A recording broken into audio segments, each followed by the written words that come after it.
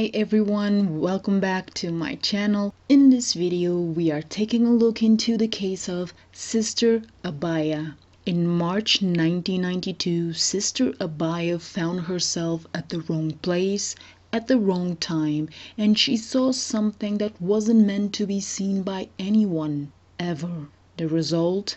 Death. Sister Abhaya was found dead, and it took 28 years for her remaining family members to see justice. Lies, deceit, corruption, cover-ups were the perfect recipe to get away with murder. But today I bring you how things unfolded and how perversion and power were defeated. Do you want to know Sister Abhaya's story? So let's start from the beginning. Sister Abhaya's real name was Beena Thomas. She was from Kottayam, Kerala in India. Her brother described her as polite and quiet. Beena and her family were Catholics and followers of Jesus Christ. She was 19 years old when she started her journey as a disciple of Jesus. She was a pre-degree student in college ran by the Catholic Church. Her brother stated she was happy because she was following her dream. But Sister Abhaya's dream on March 27, 1992 turned into a nightmare. She reportedly woke up at 4 a.m. to study for her exams. She went to the kitchen for her drink, and that's the last time she was seen. Sister Abhaya was reported missing, and when officers arrived at the St. Pius X convent hostel in southern India where Sister Abhaya was staying, they found slippers scattered on the kitchen floor. One of them was found by the fridge, the other one near the entrance. The fridge door was left ajar. A bottle of water was left spilled on the floor. A white veil was found on the door, and in the corner was an axe. The kitchen looked like an altercation had taken place, and Sister Abhaya was nowhere to be seen. After searching for Sister Abhaya, she was found inside a well, lifeless. Local authorities removed the body of Sister Abhaya from the well, and an investigation began. The investigation would turn into investigations. The years went by, and Sister Abhaya's parents never got to see their daughter's killers being brought to justice. The killers were protected by powerful and corrupt forces. But those who wanted answers and justice never gave up while they watched investigations unfold. The death of Sister Abhaya's investigations were ravaged by corruption. There was an urge to get the case closed. It was believed the police tried to cover up what happened, and the Catholic Church also tried to interfere. But what makes an institution interfere in a case like this? I'm sure all of you agree with me when I say someone important within the institution had something to do with it. Reputations are at stake. A cover-up is the answer. So you ask me, what happened with all those investigations? How did everything unfolded? And of course, can we get to the bottom of what happened to Sister Abhaya? On the day Sister Abhaya's body was found, the officer in charge prepared an inquest to determine the cause of death of Sister Abhaya. They took pictures of the body, took her clothes, an autopsy was performed, and the medical examiner found nail marks on Sister Abhaya's neck. There were abrasions on her body consistent with the struggle. She also had a fractured skull. There were no signs of sexual assault, and even though she had injuries consistent with an unnatural death, her death was ruled as drowning. Big twist when the items recovered from the body of Sister Abhaya were destroyed. Who was hiding what? A nun named Sister Sefi wrote a statement claiming Sister Abhaya suffered from psychological depression. She was from a poor family and her studies weren't going well. Several months later, a report was concluded and Sister Abhaya's death was a suicide. This conclusion didn't sit well with Sister Abhaya's father and several activists. Sister Abhaya's father fought hard for the truth. He would travel for hours a day by bus to insist the police to reopen the case. He truly believed someone had done the unthinkable and murdered his daughter, Hizbina.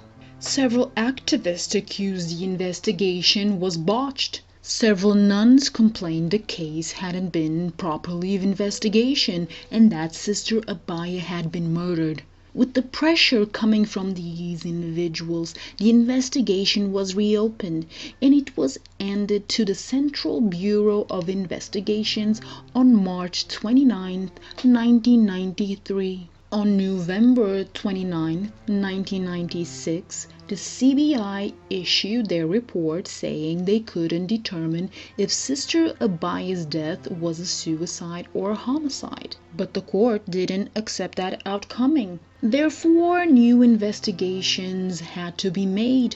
On July 9, 1999, a new final report was presented. This time, Sister Abhaya's death was ruled a homicide, but they couldn't name an author of the crime. This report was also rejected by the court. On August 25, 2005, the CBI issued another final report stating there were no indications of foul play on the death of Sister Abhaya, but the court once again rejected.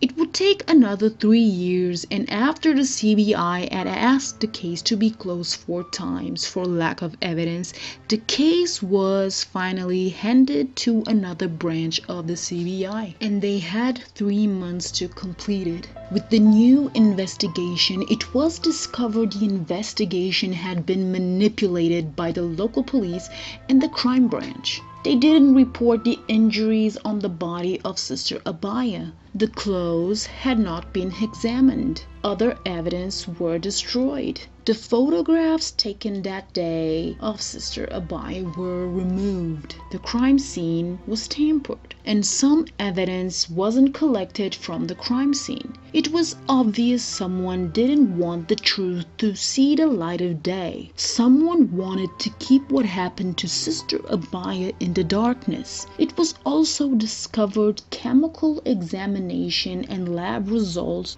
were erased and rewritten. With the investigation still in place, a man who lived next to the convent stated he had seen a person in the convent hostel campus the night before Sister Abhaya was found dead. Also, the authorities had suspicions several individuals had knowledge of what had happened. So the CBI conducted a narco-analysis test on 3 people. Father Thomas Couture, who had also been seen by the man living next to the convent the night before Sister Abhaya was found. Father José Poutriquil, I botched his name, I'm pretty sure I did. And Sister Sephi, the nun who had written a statement claiming Sister Abhaya was psychologically depressed. The analysis was recorded on video, and in that video shows the 3 of them confessing to the murder of Sister Abhaya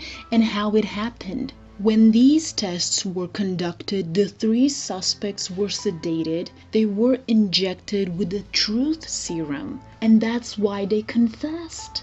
But these tapes weren't accepted as evidence during trial because they were no longer admissible.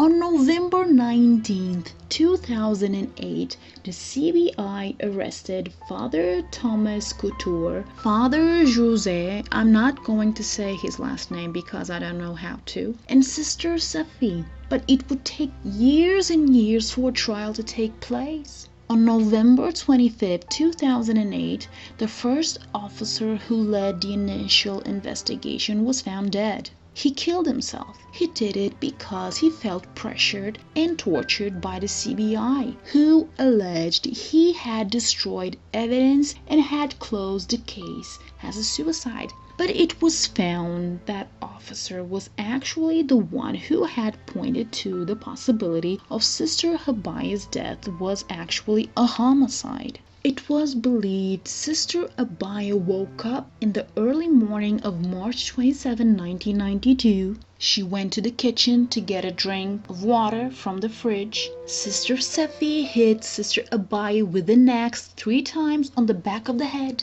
Sister Abhaya collapsed. Father Couture and Father Jose and Sister Sefi lifted Sister Abhaya's body and dumped it in the well. She was still alive. On January 1st, 2009, the 2 priests and nun were granted bail. On July 17, 2009, Father Couture, Father Jose, and Sister Sefi were charged with murder, destruction of evidence, and defamation. And it would take almost 10 years for these killers to stand trial, and they walked free until that day. On August 5, 2019, the trial began. And during trial, one key witness, a thief, stated the night of the murder when he was trying to rob copper, he saw 2 men approaching a staircase and he identified one of them, Father Couture. Even though the witness had been tortured to admit he was actually the one who killed Sister Abhaya, he stood his ground and he maintained his statement. In March 2018, Father Jose was acquitted because the prosecution failed to find substantial evidence that proved Father Jose visited the convent on the day of the murder. On December 22, 2020, Father Couture and Sister Sefi were found guilty of murder. On December 23, 2020, both of them were sentenced to life in prison. The motive for the crime was allegedly Sister Abhaya accidentally walked in on Father Couture and Sister Sefi. The 2 had an illicit relationship, and to cover up the relationship, they killed Sister Abhaya.